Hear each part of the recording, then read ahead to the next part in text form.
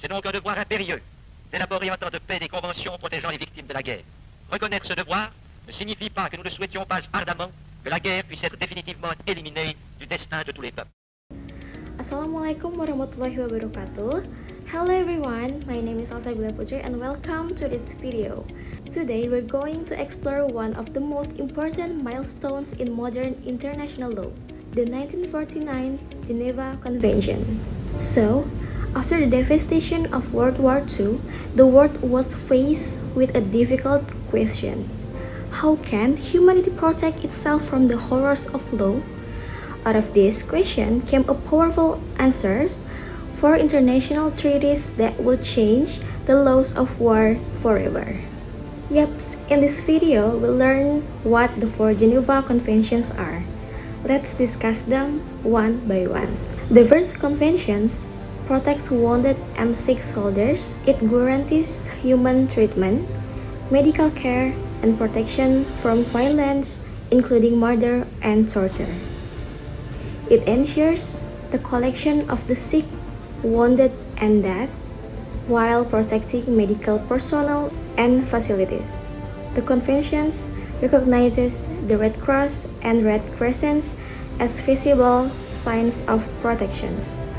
The second Convention adapts the first to armed forces at sea, the wounded, sick, and shipwrecked.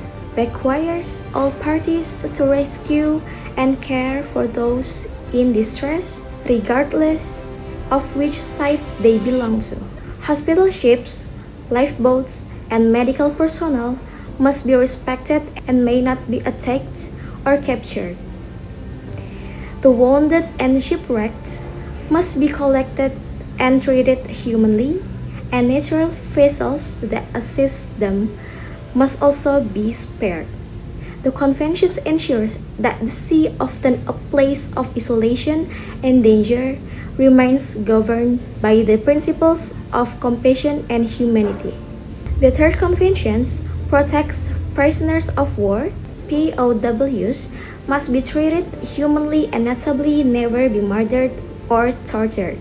They must not be subjected to sexual violence. Women and other POWs facing particular risks benefit from protections. POWs must be provided with adequate food, water, clothing, shelter, and medical attention.